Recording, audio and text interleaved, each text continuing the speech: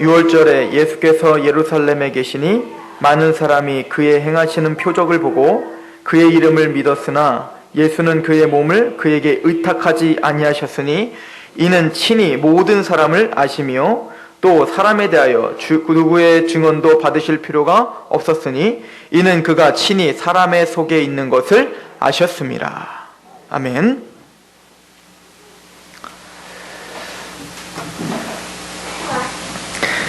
오늘 말씀을 보시면 6월절에 예수께서 예루살렘에 계시는데 많은 사람이 그의 행하시는 표적을 보았다고 합니다.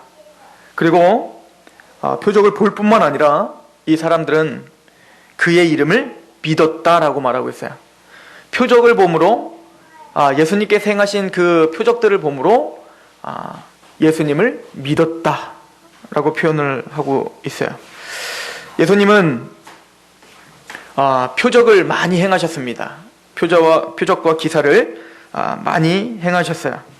우리 요한복음 20장 30절에도 그런 기록들이 나오는데 특히 사도들은 예수님의 이 공생의 기간을 기록하면서 다 기록하진 못했단 말입니다. 특별히 기적들도 우리가 알고 있는 문둥병을 고치고 소경이 눈을 뜨고 그리고 중풍병자가 또 여러 야이로의 딸 그런 여러 우리가 알고 있는 기적들 뿐만 아니라 수도 없이 많은 기적들을 일으켰다고 성경에 기록을 합니다. 그래서 요한복음 20장 30절에도 예수께서 제자들 앞에서 이 책에 기록되지 아니한 다른 표적도 많이 행하셨으나 오직 이것을 기록함은 너희로 예수께서 하나님의 아들 그리스도이심을 믿게 하려 하며 또 너희로 믿고 그 이름을 힘입어 생명을 얻게 하려 함이라. 즉 성경에 기록되지 아니한 굉장히 많은 기적들이 많이 있었지만 그것을 다 기록할 필요는 없었어요. 왜냐하면 어차피 성경이 기록된 이유는 예수님이 이런 능력이 있었다, 이런 기적들을 많이 행했다, 이것을 보여주기 위함이 아니라 그것을 통해서 예수님이 바로 구약 전체에서 예언됐던 그 메시아시며 그분은 바로 하나님이심을 증거하면 그만이에요. 그래서 그분을 믿음으로 말미암아 모든 사람이 영생을 얻기 위해서 표적을 보여주신 것이다 라고 성경은 이야기를 합니다. 그러나 우선 우리가 부인하지 못할 건 예수님은 기가 막힌 표적들과 이사들을 대단히 많이 보여주셨다는 거예요. 그리고 이 시대는 이 기적들과 표적들이 엄청난 힘이 있었던 이유가 뭐냐면 신구약, 구약이 끝나 말라기로 하나님의 예언이 사라진 이후에 하나님의 예언이 끊겼단 말이에요. 하나님의 말씀이 임하지 않았어요. 그 400년 동안이나 하나님은 침묵을 지키셨단 말입니다. 게다가 이 시기에는 하나님이 모세에게 행하셨던 엘리야에게 행하셨던 그런 엄청난 표적들이 일어나지 않는 시기였단 말이에요. 여러분들도 모세의 표적들이나 엘리야의 표적들이나 성경에 나오는 예수님의 사도들의 표적들을 보면 어떤 마음이 들어요?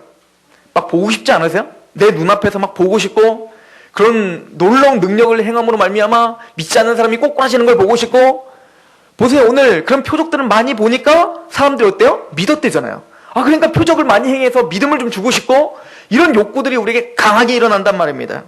시편 74편 9편에 9절에 우리의 표적은 보이지 아니하며 선지자도 더 이상 없으며 이게 그 사람들의 특징이었어요. 표적이 보이지 않고 선지자의 말이 들리지 않을 때. 그런데 우리가 이미 살펴본 대로 가나안 혼인잔치 때 물을 포도주로 바꾸는 기적을 시작으로 예수님은 공생의 시작부터 놀라운 표적들을 일으키시기 시작하는 겁니다. 그랬더니 얼마나 그 갈급한 심령 가운데 있던 유대인들이 예수님을 기가 막히게 따라다녔는지 수도 없이 많은 셀 수 없는 그 무리들이 예수님을 따라다녔다라고 성경은 기록하고 있어요. 그리고 뭐라고 기록하냐면 요한복음 6장 14절 15절에 보면 오병이어의 기적이 나오는데 예수님께서 오병이어의 기적을 딱 베푸신 이후에 그 많은 무리들이 뭐라고 하냐면 이분이 바로 그 선지자다라고 선포하며 왕으로 세우려고 했어요. 그 선지자라는 얘기는 출애굽기에 하나님께서 모세에게 약속을 하셨어요. 내가 너와 같은 선지자를 세울 것이다. 그 선지자는 누구를 상징하는 바로 메시아를 보낼 것을 상징하는 것이고 예수 그리스도를 예언한 거거든요.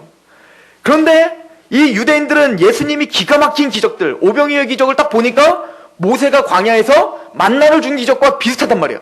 그러니까 이 많은 유대인들은 이제 막 흥분을 하면서 드디어 우리에게 메시아가 왔구나. 그 메시아를 왕으로 삼자. 그리고는 막 우리의 메시아 왕, 유대의 왕, 그분을 왕으로 삼자고 막 그러니까 예수님이 어떻게 합니까? 도망가시는 장면이 요한복음 6장에 나오게 됩니다. 예수님은 왜 이렇게 표적과 기사를 많이 보이신 걸까요? 아까 요한복음 20장에 있는 것처럼 그 표적을 통해서 예수님을 믿게 하려 함이에요. 믿음을 통해서 또 구원받는 하나님의 백성들이 영생을 얻게 하려 함입니다. 그럼 표적을 통해서 표적이 왜 예수 그리스도가 그리스도이심을 증거하는 것이냐? 단순히 신기한 일을 많이 했으니까 이분은 범상치 않으니까 메시아인가? 이렇게 생각하는 것이 아닙니다. 왜냐하면 이사야서에 이사야를 통해서 하나님이 예언을 한 게 있어요. 이게 이사야서 61장 1절에 3절에 나오는데 주 여호와의 영이 내게 내리셨으니 이는 여호와께서 내게 기름을 부으사 가난한 자에게 아름다운 소식을 전하게 하려 하심이라. 나를 보내사 마음이 상한 자를 고치시며 포로된 자에게 자유를 갇힌 자에게 노임을 선포하며 여호와의 은혜의 해와 우리 하나님의 보복의 날을 선포하여 모든 슬픈 자를 위로하고 제 대신 기쁨의 기름으로 슬픔 대신 찬송을 주는 그 메시아가 올 것에 대해서 이사야를 통해서 선포했는데 그 선포의 내용은 뭐냐면 성령님이 임하십니다. 그리고 성령님이 임하신 그 메시아는 기름 부음을 받아서 가난한 자들에게 아름다운 소식을 전파할 것입니다.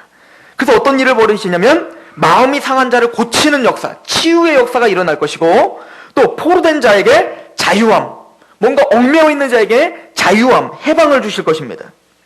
그리고는 은혜의 해를 주시고 보복의 날을 선포한다. 이건 뭐냐면 예수 그리스도가 오셔서 요한복음 3장에 보면 하나님이 세상을 이처럼 사랑하사 독생자를 주시더니 이는 저를 믿는 자마다 멸망치 않고 영생을 얻게 하려 하심이라. 복음이죠. 이 복음은 어떤 능력이 있냐면 요한복음 3장에 보시면 우리 한번 3장을 한번 가보십시오. 3장 18절에 그를 믿는 자는 심판을 받지 아니하는 것이요 믿지 아니하는 자는 하나님의 독생자의 이름을 믿지 아니하므로 벌써 심판을 받은 것이다. 즉 예수님은 오셔서 좋은 소식을 전해주시는데 그 소식은 뭐예요? 은혜의 해를 전파하고 또 한편으로는 뭐예요? 하나님의 보복의 날을 전파하는 거예요. 왜요? 복음을 믿으면 은혜의 해지만 그 복음을 거부하면 보복의 심판이 전파되는 거기 때문에 그렇습니다. 세례 요한이 예수님의 행적들을 보니까 예수님에게 세례 요한이 세례를 줬지 않습니까? 그때 이 예언처럼 누가 임하는 걸 봤어요? 성령님이 비둘기처럼 임하는 것을 봤단 말입니다. 그래서 세례 요한도 와, 이분이 바로 하나님의 어린 양이구나. 바로 그 하나님의 그 마음이 상한 자, 포로된 자를 해방시키고 고쳐주실 수 있는 메시아구나라고 믿었단 말이에요. 그 제자들에게도 어떻게 했습니까? 그분은 흥해야겠고 나는 세야야 한다고 그분을 소개하며 자기의 제자들이 예수님께로 가는 것을 기뻐하며 보내줬단 말이에요. 그런데 마태복음 11장에 보면 그렇게 예수님을 지지했던 세례 요한이 갑자기 제자를 보내서 그렇게 말합니다. 주님, 우리가 기다리시던 그 메시아가 바로 당신 맞으십니까? 라고 물어보게 됩니다. 어떻게 해석하든 아무튼 세례 요한은 궁금했던 거예요. 진짜 당신이 메시아십니까? 다시 확증을 하려는 것이든 아니면 진짜로 뭔가 이상해서 물어보는 것이든 왜 그랬을까요? 하나님의 어린 양이 오셔서 하는 건 뭐냐면 가난한 자들을 쫓아다니고 그 병든 자들을 쫓아다니고 계속 세리들이랑 같이 있고 계속 그런 모습들만 보이는 겁니다. 그럴 때 예수님께서 하신 말씀이 뭐냐면 제자들에게 이렇게 말합니다. 너는 세례 요한에게 가서 맹인이 보며 못 걷는 자들이 걸으며 나병한 자가 깨끗함을 받으며 못 듣는 자가 들으며 죽은 자가 살아나며 가난한 자에게 복음이 전파된다 하라. 얘기가 뭐죠? 이사야가 아까 예언했던 그 예언이 나를 통해서 지금 이루어지고 있다고 전해라 라고 한 말씀이거든요. 그러므로 지금 예수님께서 표적을 일으키고 기적을 일으키는 이유는 뭐냐면 내가 바로 이사야에 예언됐던 구약에 예언됐던 즉 포로된 자를 너희를 해방시킬 그리고 마음이 상한 너희를 그 마음을 고쳐줄 두려움 가운데 있던 너희를 해방시켜서 기쁨의 찬송을 부를 수 있는 사람, 자녀로 내가 만들 수 있는 바로 그 사람이다. 그 선지자다. 그 메시아다. 이것을 선포하기 위해서 표적과 기사를 보여주셨다는 얘기예요. 즉, 다시 한번 설명을 해보면 소경이 눈을 떴어요. 얼마나 기쁠까요? 여러분들 눈이 안 보이면 얼마나 답답하게 살겠습니까? 그럼 얼마나 마음이 상한 심령으로 살겠습니까? 얼마나 원망이 있겠고 하나님에 대해서 막 가서 찬양할 수 있는 마음이 어디 있겠습니까? 지금 당장 눈이 보이지 않는데. 그래서 예수님은 그 눈을 떠주게 함으로 단순히 눈이 안 보이는 데서 구원시키는 것뿐만 아니라 그에게 참 하나님을 볼 수 있는 믿음을 주시기 위해서 표적이라는 강력한 수단을 사용하셨다는 거예요. 그래서 소경이 눈을 떴을 때 예수 그리스도, 이분이 바로 나를 이렇게 해방시켜 줄 수 있는 분이구나를 봄으로 믿음이 생기는 거겠죠. 또 그것을 바라보는 사람은 뭐라고 믿어야 되는 거예요? 아, 모세처럼 이런 능력이 나타나고 엘리야처럼 이런 능력이 나타나는데 이분이 이렇게 소경이 눈을 뜨게 하고 문둥병자가 고쳐지고 죽은 사람이 일어나는 걸 보니 이분은 바로 우리의 마음을 상쾌케 하실, 그리고 우리를 온전하게 회복시켜줄 그 바로 은혜를 전파할 메시아구나. 그 메시아를 제대로 믿게 하기 위해서 표적을 주셨다고 성경은 이야기하고 있는 겁니다.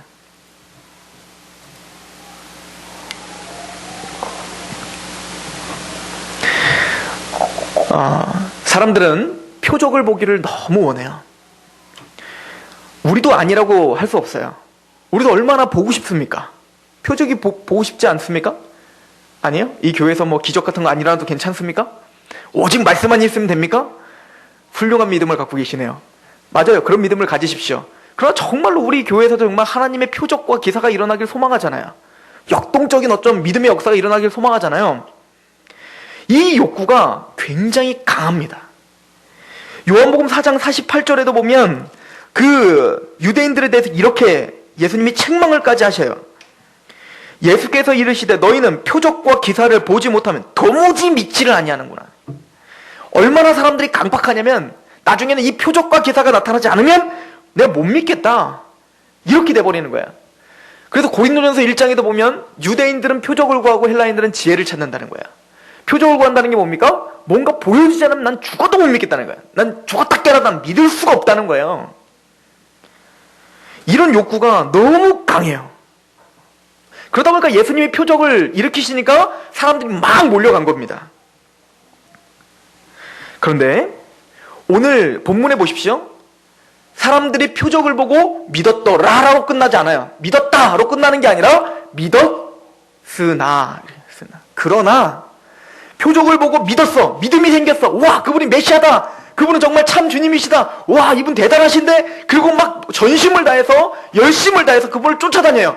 와, 이분을 따라다니면 정말 놀라운 일이 벌어지는구나. 정말 기쁨이 오는구나. 그렇게 막 기쁨에 차서 내가 드디어 그분을 만났다고 막 쫓아다니고 믿어요. 그러나 오늘 본문을 한번 보십시오. 표적을 보고 그의 이름을 믿었으나 24절 같이 한번 읽어볼까요?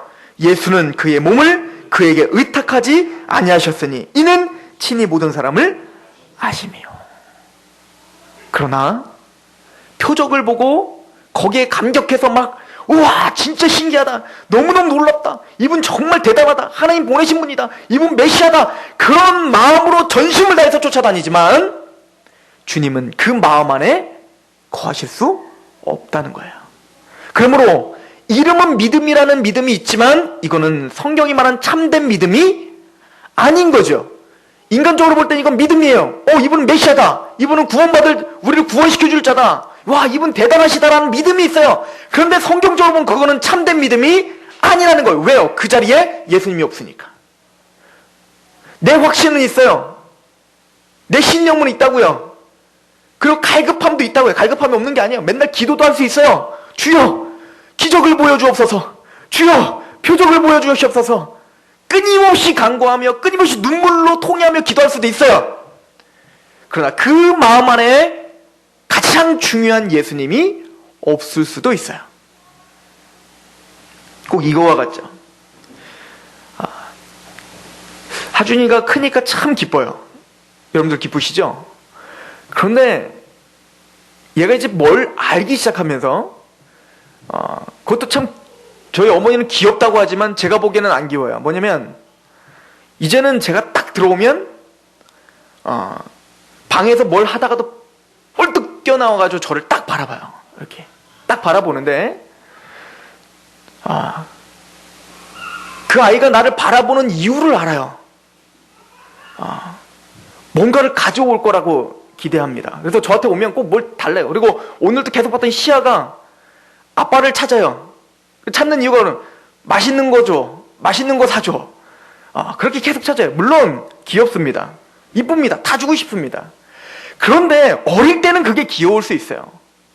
그런데 끊임없이 자라고 20살, 30살, 40살, 50살, 60살 끊임없이 아빠를 만나면 맛있는 거 사줘, 맛있는 거 사줘 맨날 그러고 그것만이 아버지를 찾는, 부모님을 찾는 유일한 것이라면 그것은 참된 마음이 아닐 거예요. 예전에 봤더니 예전에 있던 어떤 집사님은 자기 자녀에게, 대학생 자녀가 있는데 그 자녀에게 용돈을 달라 그럴 때마다 주지 않는데요. 한참 있다 주고 나중에 주고 꼭 시간을 끌다가 주는데요. 왜 그러시냐고. 왜 성질 나빠지게 왜 그러냐고. 그랬더니 이놈의 자식이 용돈을 주면 그때부터 연락이 끊는데요. 전화를 하면 된대요. 그래서 이 용돈을 한 번에 많이도 안 주고 조금씩 준다네요. 왜요? 그렇게라도 통화하고 싶어서. 이게 부모의 마음인 거예요. 물론 다 주고 싶지만 제일 먼저는 그와 인격적인 관계를 좀 맺고 싶고 대화를 하고 싶고 마음을 좀 듣고 싶어요. 그런데 이 자녀들은 끊임없이 어떻게 해요? 그 지갑에만 눈독이 들어져 있지 그 부모의 마음은 아랑곳하지 않는다고요. 이것을 성경은 뭐라고 표현하고 있냐면 음란한 세대가 표적을 구한다 라고 표현하고 있어요. 하나님을 찾는 게 아니에요. 예수 그리스도가 메시아라고 지금 감격하고 쫓아다니는 것은 그 예수 그리스도를 따라다니면 신기한 걸 보고 내가 뭔가 유익이 돼서 그분을 따라다니는 거지, 그 예수 그리스도 앞에 내가 순복하고 그 예수님을 내 마음에 모셔드리고 예수님과 함께 예수님의 그 말씀대로 살아가려고 그분과 함께 몸부림을 치는 것은 관심에도 없는 거예요. 신기하고 놀라운 일들만 관심이 있는 겁니다.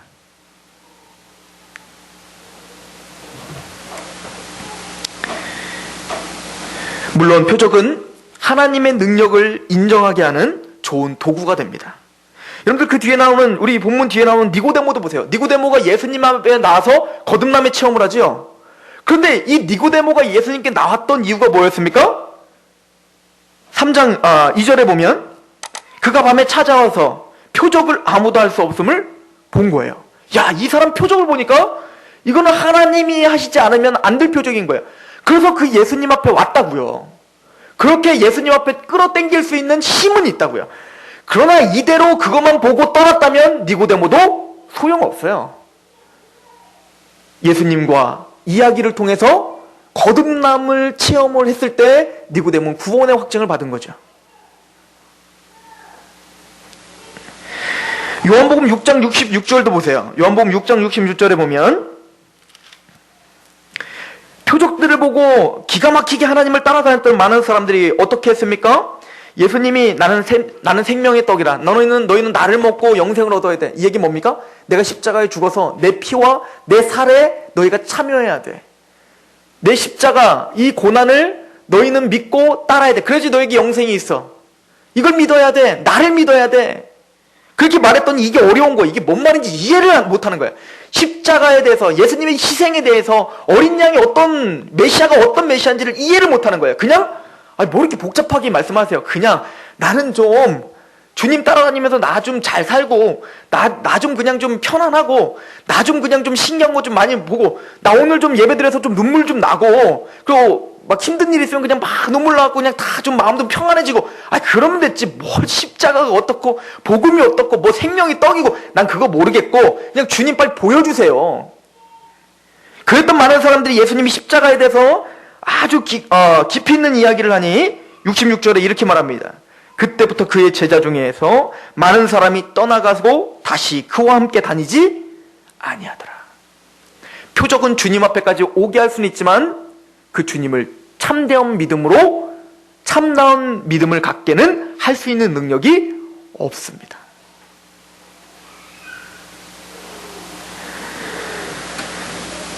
주님께서 함께 하실 수 없는 믿음이 있어요. 그 믿음은 뭐냐면 그 표적에 집착하고 있는 믿음입니다. 그 표적을 봤다면 할렐루야입니다. 그러면 그 표적의 주인이신 예수님을 빨리 만나야 돼요. 누가복음 23장에 보면 재밌는 얘기가 나와요. 헤롯이 이제 예수님이 빌라도에 갔다가 이건 내 거라니까 헤롯한테 가. 왜 헤롯한테 갔다가 다시 또 빌라도에 가잖아요. 헤롯에게 왔을 때 헤롯 대왕이 예수님을 만나자마자 너무 기뻐요. 그래서 누가복음 23장에도 뭐라고 기록했냐면 헤롯이 예수를 보고 매우 기뻐하며 너무 기뻐하는 거예요. 우와, 네가 그 메시아인 예수냐? 너무 기쁜 겁니다. 근데 왜 기뻤냐면 이는 그의 소문을 들었으므로 보고자 한지 오래였고, 그래 옛날부터 막 보고 싶었던 거야, 이 예수님이. 왜? 무엇이나 이적을 행하심을 볼까 바라는 연고라. 뭐 좀 보고 싶은 거야. 뭐 좀 보고, 신비한 것 좀 보고 싶은 거야. 그래서 옛날부터 한번 만나보고 싶었어. 이게 신앙입니까? 성경은 이것은 신앙이 아니라고 이야기합니다. 예수님에게 능력이 있다는 거 압니다. 그러나 그것 자체를 신앙이라고 말하지 않습니다. 나는 그 능력도 체험했습니다. 그러나 그것 또한 신앙이라고 말하지 않습니다. 대표적인 예가 바로 사도행전 8장에 나오는 시몬이라는 사람이야. 이 시몬은 빌립을 만나요. 이 빌립을 보니까 막 성령의 능력이 나타나거든요. 제자들을 보니까 막 성령의 능력이 나타나요. 그 뒤에 막 베드로 오니까 막 더 난리가 나죠. 그래서 빌립에게 세례를 받고 이제는 그 제자들을 쫓아다니는 거야. 그리고 베드로가 막 엄청난 능력을 하니까 시몬이 뭐라고 합니까? 나 이것 좀, 내가 돈을 얼마를 줘야 이 능력을 살 수 있습니까? 그러니까 이 시몬이 끊임없이 제자들을 따라다닌 이유가 뭐예요? 헤롯과 같이 나의 어떤 욕망과 이기적임을 채우기 위한 어떤 수단으로 지금 예수 그리스도의 능력을 이용하려고 하는 겁니다. 베드로는 시몬에게 하나님은 너에게 줄 기업이, 너에게 줄 유업이 없다. 너는 회개하고 주 하나님께 돌아와라 라고 이야기를 합니다. 우리가 잘 알고 있듯이 마태복음 24장 24절에 보면 마지막 때에는 거짓 선지자들이 할 수만 있으면 가장 큰 기적을 보여 할 수 있으면 택하신 자들도 미혹하려고 부단히도 노력한다고 했어요. 그럼 우리가 알고 있듯이 그 표적과 기사를 본 것 자체가 믿음이 아니오 구원이 아님을 성경은 계속 끊임없이 지적해주고 있어요. 또한 표적을 주님이 함께 하실 수 없는 믿음은 두 번째는 뭐냐면 지식적인 이해와 어떤 동의, 지식적으로 내가 뭘 알았다, 이것 자체가 믿음은 또한 아니에요. 나는 막 능력을 행했는데요, 나는 막 표적을 봤는데요, 이건 믿음이 아니야. 그래요? 그래서 나는 성경을 다 알고 있는데요, 성경을 다 외우고 있어요. 대표적인 사람으로 아볼로를 우리는 볼 수가 있죠. 아볼로는 에베소에 아볼로가 왔어요. 그런데 그 에베소에 누가 남아있었냐면 브리스길라와 아글라가, 바울이 에베소에 있다가 이제 바울은 다른 데로 떠나고 브리스길라 아글라는 아마 에베소에 잠깐 더 남아있었나 봅니다. 근데 이 아볼로가 와서 에베소에서 설교를 합니다. 근데 성경은 뭐라고 그 아볼로를 기록하고 있냐면 그는 성경에 능통한 자요 주의 도를 일찍 배워 열심히 가르치는 자였더라. 그러니까 주님의 도, 그러니까 십자가와 예수님에 대해서 들었던 사람이에요. 예수님을 모르는 사람이 아니라고요. 예수님이 누구신지, 예수님이 왜 그리스도인지 그걸 잘 알고 있었나 봐요. 그리고는 그 주님의 도를 자세하게 알려줬어요. 그리고 성경을 어떻게 알고 있어요? 능통해요. 아마 성경 전체를 다 외우고 있었나 봅니다. 근데 브리스길라와 아굴라를 아무리 들어봐도 이거는 생명을 줄 수 있는 복음이 아니에요. 똑같은 용어를 사용하고 있더라도 그 내용이 다르고 똑같은 용어를 사용하고 있더라도 그 쓰임이 다를 수 있다고요. 그걸 듣고 이 브리스길라 아굴라가 아볼로를, 목사님이죠, 목사님 불러서 어떻게 합니까? 주의 도를 더 자세히 알려주었더라. 이건 개역 성경에 기록됐고, 개정 개역은 이걸 뭐라고 써있냐면 주님의 도를 더 정확하게 알려주었더라. 그러니까 복음을 제대로 다시 알려준 거예요. 제대로. 그럴 때 아볼로는 이 복음을 듣고, 아볼로가 참 괜찮은 사람이에요. 평신도인데 그 사람의 지적, 복음을 듣고 어떻게 했어요? 겸손하게 그걸 받아들이잖아요. 이런 사람이 어디 있겠습니까? 그래서 아볼로는 정말 대단한 사람인 거예요. 근데 아볼로는 그 겸손하게 그 복음을 듣고 다시 한번 정립한 다음에 어떻게 했습니까? 아가야로 가서 많은 믿음의 사람들에게 유익을 주고 궁중들 앞에서 유대인들을 성경 말씀으로 복음을 변증하는 놀라운 사역에 쓰임받는 사람이 됐습니다. 야고보서에 보면 믿음이 있노라, 나는 예수님을 안다. 그러나 그런 믿음은 누구도 있다고 말하면 바로 귀신들도 그런 믿음은 있다. 예수님이 하나님이신 거, 예수님이 너희의 죄를 위해서 이 땅에 오신 거, 예수님이 십자가에 달리고 부활하신 거, 승천하신 거, 귀신도 다 안다. 귀신 알까요, 모를까요? 알죠. 다 알죠. 우리가 몰랐을 때도 걔네들은 다 알았죠. 그럼 걔네들이 그걸 다 알고 있다고 해서 그 귀신들이 믿고 구원받았나요? 아니요. 그 사람들 그걸 알았지만, 귀신들은 걸 알았지만, 사단은 걸 알았지만, 그 말씀을 듣고 통회함으로, 회개함으로 하는 게 나가지 않아요. 그냥 알 뿐이지. 마찬가지로 우리가 교회 안에 있지만 지식적으로 많이 들었어요. 십자가 많이 들었어요. 예수님 많이 들었어요. 복음도 많이 들었어요. 그런데 듣고 끝난 사람들은 믿음 얻을, 구원 얻을 믿음이 아니라, 그곳에는 예수님이 거할 수 없다는 거예요. 표적도 제대로 된 믿음이 아니요, 단순히 지식만 갖고 있다고 해서 제대로 된 믿음이 아니야. 나 이해했어. 오, 그렇구나. 이것이 구원받을 믿음이 아니란 얘기예요. 또한 세 번째는 종교적인 열심히 믿음이 아니라는 거 우린 너무 잘 알죠. 로마서 2장에 보면 뭐라고 써 있습니까? 우리 구원론할 때도 보는 것처럼 하나님의 지식을 쫓지 않고 하나님의 의를 모르고 자기 의를 힘쓰다가 하나님의 의에 복종치 않는다고. 즉 아무리 열심을 갖고 있는 니고데모일지라도, 바리새인이었던 니고데모도 구원받을 수 없는 거예요. 내가 뭐 교회에 얼마나 했건, 얼마나 최선을 다했건 그것이 구원을 줄 수 있는 믿음이 아니라고 성경은 이야기해주고 있습니다. 그렇다면 주님께서 함께 하시고 거하실 수 있는 참된 믿음이란 무엇입니까? 첫 번째는 표적을 믿어야 돼요. 그런데 여기서 말하는 표적이란 십자가 부활의 표적입니다. 이 표적만이 구원을 시켜줄 수 있는 유일한 표적이에요. 이 세대가, 이 음란한 세대가 표적을 구하는구나. 예수님만 오면 표적 좀 보여주세요. 표적 좀 보여주세요. 와, 뭐 좀 보여주세요.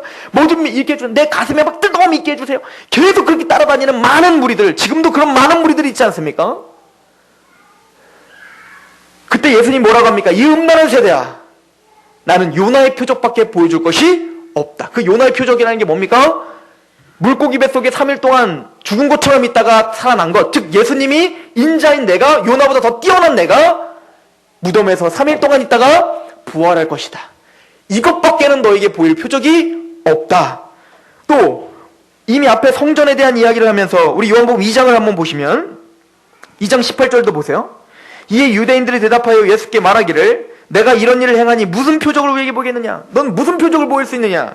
그때 주님께서 어떤 표적을 보입니까? 19절, 예수께서 대답하여 이르시되 너희가 이 성전을 헐라 내가 사흘 동안 일으키라. 이게 뭐예요? 예수님이 십자가에 죽으셨을 때, 그리고 3일 만에 예수님이 부활하신 그 육체를 가리켜 말합니다. 그래서 예수님은 구원에 관련된 표적은 이것밖에 없다는 거예요. 십자가와 부활이야. 이 표적만이 너희에게 생명을 줄 수 있는 표적이다라고 성경은 이야기하고 있는 겁니다. 아까 요한복음 6장에 이 십자가를 이해하지 못했던, 표적을 쫓았던 그 많은 무리들이 어떻게 했다고요? 예수님을 떠나갔던 것처럼. 그러나 저와 여러분들은 그 예수님의 십자가를 제대로 이해하고 있어 그 예수 그리스도 앞에 남아있는 줄 믿습니다. 즉 참된 진리를 갖고 믿어야 된다는 거예요. 로마서 10장 17절에 있는 것처럼 믿음은 들음에서 나며 들음은 그리스도의 말씀으로 말미암아요. 그럼 이 말씀이 어떤 말씀일까요? 성경 전체에 있는 말씀입니까? 물론 성경 전체가 다 우리에게 유익이 되는 말씀이지만 베드로전서 1장에 뭐라고 써 있습니까? 그 말씀은 너에게 전한 복음이다 라고 베드로 사도는 이야기하고 있죠. 즉 예수님의 십자가와 부활인 이 복음을 듣고 볼 때 우리에게는 영원한 생명이 일어납니다. 여러분들 오늘 말씀을 좀 문맥적으로 한번 보세요. 자, 예수님께서 가나안 혼인잔치를 여셨죠? 그 전에 예수님이 세례를 받으셨죠? 그래서 가나안 혼인잔치를 통해서 공생애 시작하셨죠. 그래서 성전을 일으키겠다. 성전을 무너뜨리라 라고 하셨죠? 그리고 오늘 뭐라고 합니까? 많은 표적을 봐서 많은 사람들이 따라다녔지만 예수님은 그 사람과 함께하지 않았다. 자, 생각해 보세요. 예수님은 세례를 받으셨어요. 그래서 아까 이사야서에 예언된 것처럼 하나님의 영이 임하셔서 이제 마음이 상한 자를 고쳐주실 거예요. 해방시켜 주실 거예요. 그래서 뭘 시작하십니까? 공생의 시작부터 성전을 가나안 혼인잔치로 표적을 보여주기 시작해요. 왜요? 나는 바로 그 메시아다. 그런데 어떤 방법으로 그러면은 이 메시아 사역을 완성시킬 거냐? 이 성전을 무너뜨려라. 내 육체가 무너지고 다시 부활해서 그걸로 말미암아 새 역사와 새 성전을 짓는 메시아다. 그때 사람들은 이해하지 못하고 이 예수님을 계속 따라다녀요. 그 표적만 보고 그 보여지는 것만 보고 예수님을 따라다니고 있어요. 그때 예수님은 지금 뭔 얘기하는 겁니까? 내가 너희들과 거할 수 없다. 그럼 어찌해야 됩니까? 그때 뭐가 나오냐면 바로 요한복음 3장이 그래서 나오는 거예요. 니고데모가 나오는 거야. 니고데모는 율법으로 열심히 있었죠. 종교적인 열심히 있었죠. 또한 그 예루살렘 성전의 대표격인 바리새인 중에 광원이죠. 게다가 이 사람은 지식적으로도 뛰어난 지식을 갖고 있었어요. 성경도 다 알았어요. 게다가 뭐도 봤어요? 표적도 봤어요. 표적. 예수님을 향한 기적과 놀라운 기사들도 봤어요. 그러나 그 예수님은 그 모든 것들이 아무리 네가 뛰어나고 탁월할지라도 네가 거듭나지 아니하면 나는 너와 함께 할 수 없다라고 말하는 거야. 이것이 지금 우리에게 말하는 겁니다. 너가 정말 거듭나지 아니하면 아무리 많은 표적을 체험할지라도 또 아무리 큰 열심을 갖고 있을지라도 그 어떤 지식을 갖고 있을지라도 나는 너와 함께 거할 수 없다. 그것은 올바른 믿음이 아니라 죽어있는 믿음이다 라고 성경은 우리에게 지금 이야기해주고 있는 것입니다. 우리 이사야서 57장을 좀 한번 보시겠습니까? 이사야서 57장.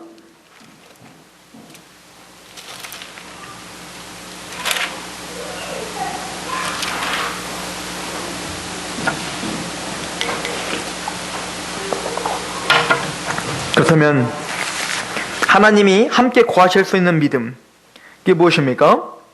57장 15절 같이 한번 읽어볼게요. 시작.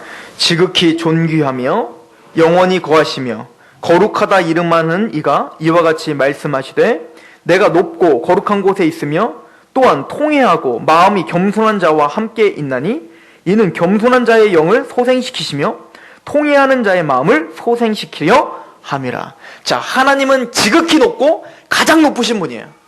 그런데 이 땅에서 그 지극히 높으신 하나님이 거할 수 있는 곳은 어디라는 거예요? 지극히 겸손하고 가장 낮은 마음이 있는 사람들에게 거하실 수 있다는 거예요.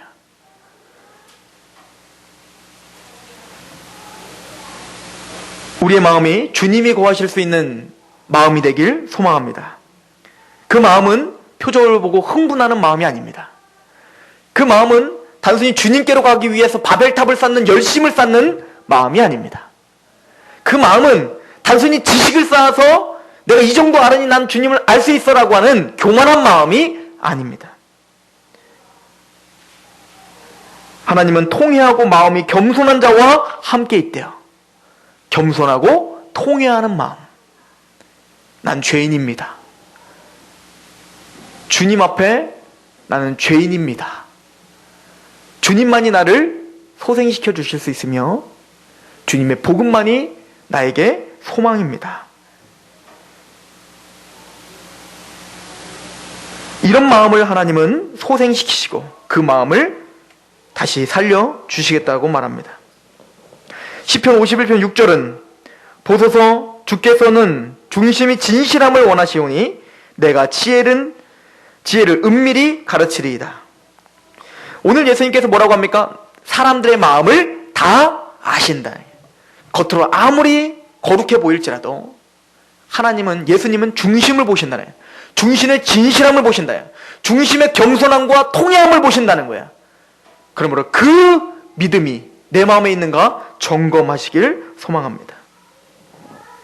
또한 십자가를 그럼 어떻게, 복음을 거듭난 사람이 어떻게 복음을 이 겸손하게 받아들인다는 얘기입니까? 로마서 6장 33절에서 4절에 보면 세례에 대해서 이야기해요. 6장 3절에서 4절. 이건 거듭남에 대한 이야기와 마찬가지입니다. 무릇 그리스도 예수와 합하여 세례를 받은 우리는 그의 죽으심과 합하여 세례를 받은 줄을 알지 못하느냐. 그러므로 우리가 그의 죽으심과 합하여 세례를 받음으로 그와 함께 장사되었나니 이는 아버지의 영광으로 말미암아 그리스도로 살리심과 같이 우리도 또한 새 생명 가운데 행하게 하려 함이라. 거듭남이란 뭐냐면 예수님의 십자가의 복음을 들었을 때 내가 함께 죽었다라고 성령님이 인쳐주시고 믿어지게 하는 거예요. 내가 죄에서 죽었구나. 그리고 예수님이 부활했다는 그 복음을 들었을 때 나는 이제 새로운 존재가 됐구나. 보라, 새 것이 되었다라는 확증이 있는 겁니다. 그러나 그걸로 끝나는 게 아니라 거듭난 영혼은 뭐라고 써 있습니까? 우리도 또한 새 생명 가운데 행하게 하려 함이라. 진실된 마음이란 삶까지도 변화되는 마음이에요.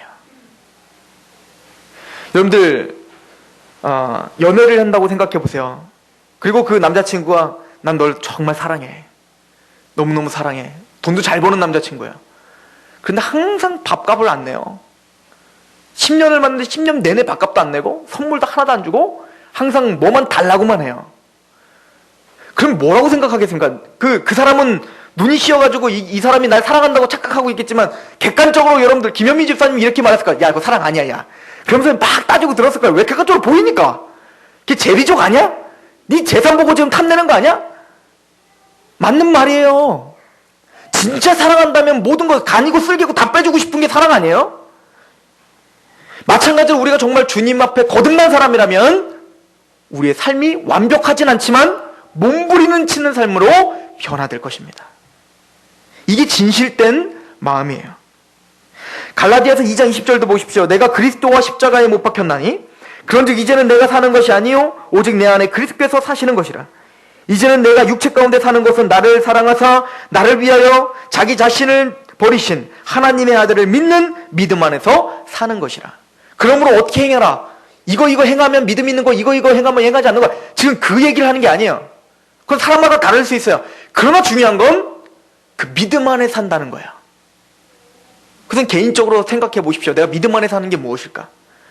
내가 주님과 함께 십자가를 죽으셔서 이제 날 사랑하사 나를 구원하신 그 예수 그리스도를 믿음으로 살아간다는 게 뭘까? 그리고 마태복음 28장 19절에는 너희가 가서 제자를 삼아 세례를 주고. 여러분들 세례를 받으셨습니까? 거듭남 하셨습니까? 그럼 여러분들은 이미 제자입니다. 제자는 어느 시기가 지나서 어느 정도의 어떤 훈련을 받아서 뭐 제자 훈련반 한 3년 정도 따라다녀야 제자가 되는 게 아니라 부르심을 받고 거듭나는 그 순간 여러분들은 뭐가 됐다고요? 제자가 됐다. 제자가 됐다. 주님이 인정하시는 믿음의 사람들인 저는 여러분들을 축하드립니다. 그러나 진실된 마음으로 믿음이 있는 사람답게, 거듭난 사람답게 주님이 항상 거하실 수 있는 그 마음으로 우리의 삶을 계속 점검하시길 소망합니다. 그렇게 주님께서 여러분들과 함께 하실 것입니다. 기도하겠습니다. 하나님, 우리가 이렇게 열심을 다하여 주 하나님 앞에 예배를 드리는 것, 또 우리가 말씀을 보고 기도를 하고 또 우리의 삶 속에서 몸부림을 치는 것은 주 하나님께 인정받기 위함입니다. 하나님, 우리는 자격이 안 되고 인정받을 수도 없는 사람들입니다. 그래서 예수 그리스도의 공로를 의지하고 십자가를 붙잡음으로 이 시간에 있습니다. 겸손한 마음으로, 통회하는 마음으로 우리가 서 있습니다. 우리의 힘으로는 아무것도 할 수 없다는 것을 고백하기에 주 하나님께 무릎을 꿇을 수밖에 없는 그런 하나님, 약한 자들입니다. 우리의 믿음을 불쌍히 여겨주시고 우리의 믿음 가운데 주님의 놀라운 영광을 채워 주시옵소서. 아버지여, 우리 믿음이 정말로 그 믿음에 합당한 열매들을 맺는 그런 놀라운 역사들이 일어나게 하여 주옵소서. 거듭난 영혼답게, 거듭난 교회답게 주 하나님 앞에 거룩하게 빚어가게 하여 주시옵소서. 그렇게 역사하실 하나님을 기대하며 예수 그리스도의 이름으로 감사하며 기도하옵나이다. 아멘.